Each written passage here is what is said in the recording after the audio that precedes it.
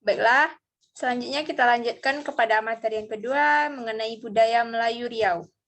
Yang mana pada materi ini juga presentasi pertama akan disampaikan oleh saudari kita, Bulan Angel Puspita. Kepada Bulan dipersilakan.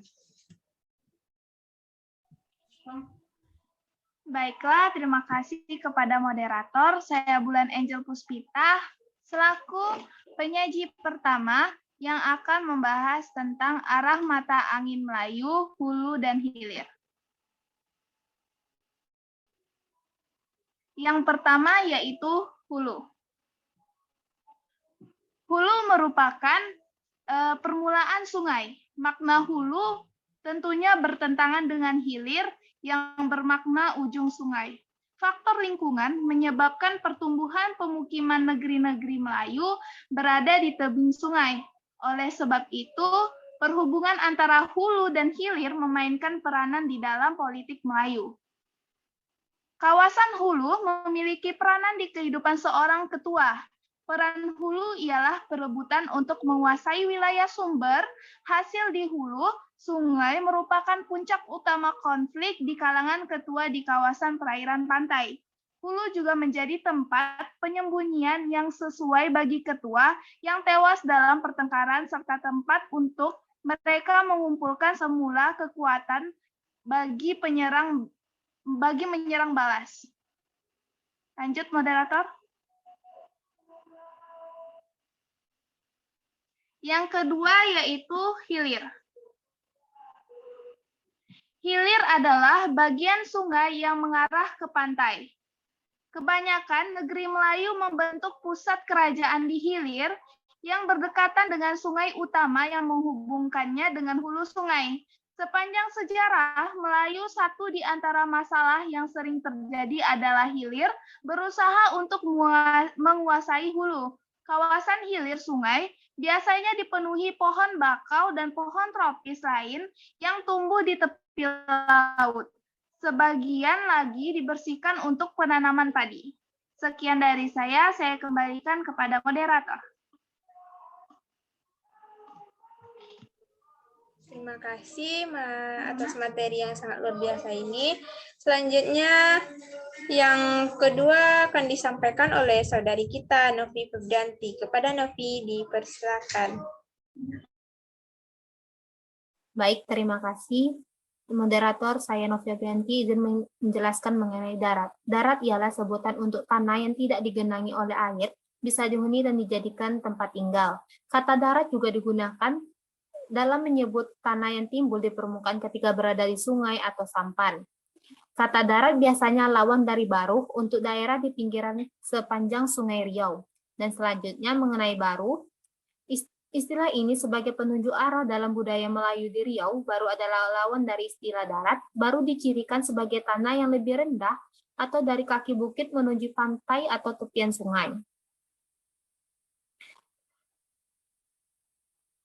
Di Sungai Siak hingga ke Hulu Tapung disebut dengan istilah renah, dan darat disebut kasang, istilah yang muncul dalam petunjuk arah tempat berladang sesuai dengan tingkat jauhnya jangkauan air saat pasang atau banjir kojo. Kasang dicirikan sebagai tanah yang tidak dijangkau oleh air saat banjir besar atau kojo. Selanjutnya Sungai Siak. Sungai Siak merupakan sungai yang melintasi wilayah Kabupaten Kampar, Pekanbaru, dan Siak.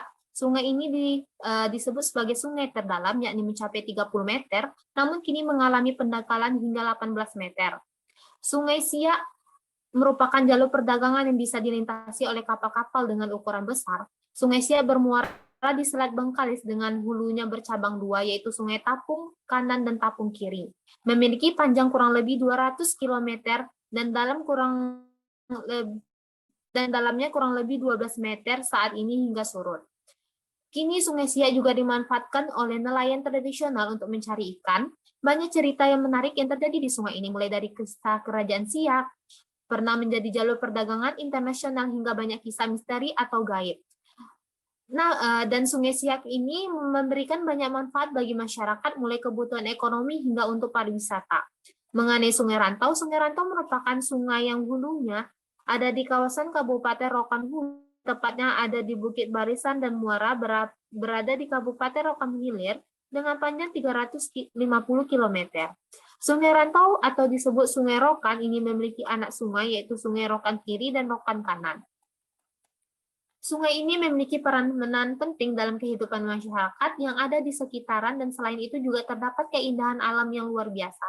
Sungai Rantau ini pun sekarang dimanfaatkan untuk kebutuhan air bersih dengan adanya PDAM Durolis yang merupakan sistem penyediaan air minimum regional Dumai, Rokan Hilir, dan Bekalis dan disingkat dengan Durolis. Sekian, terima kasih. Saya kembalikan kepada. Baiklah, terima kasih atas materi yang luar biasa dari Novi. Selanjutnya akan dilanjutkan oleh saudari kita Sabila Naswa. Kepada Sabila disilakan.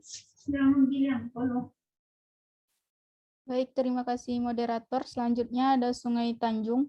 Sungai Tanjung merupakan sungai yang berada di kawasan Bukit Barisan yang hilirnya di pesisir Sumatera yang tepatnya di daerah Indragiri Hilir.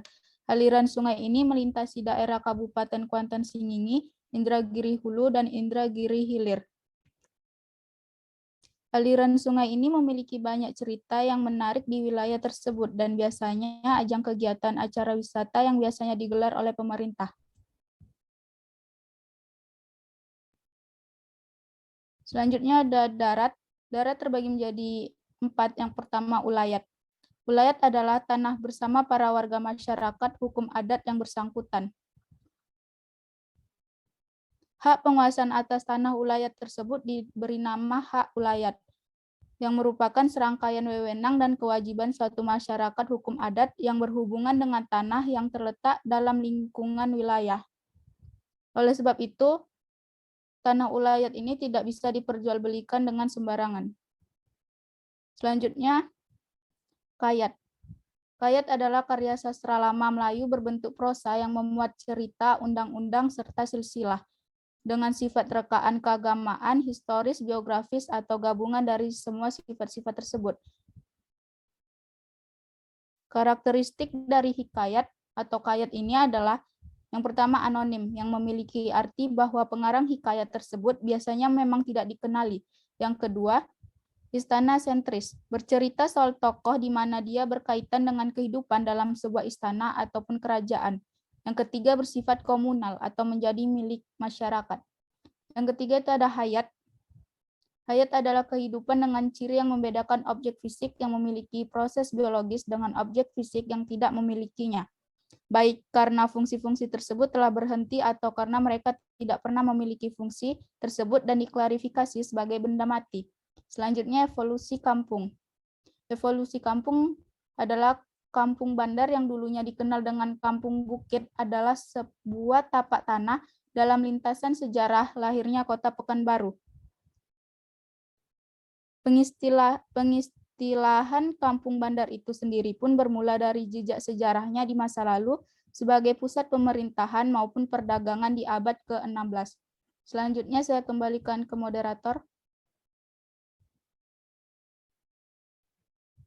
Baiklah, terima kasih Sabila atas materi yang sangat luar biasanya. Yang terakhir akan saya lanjutkan yaitu laut. Laut di sini tidak asing dan tidak heran lagi kita dengar di telinga kita. Laut itu diartikan sebagai sekumpulan air asin dalam jumlah banyak yang luas air ini menggenang serta membagi daratan atas benua atau pulau.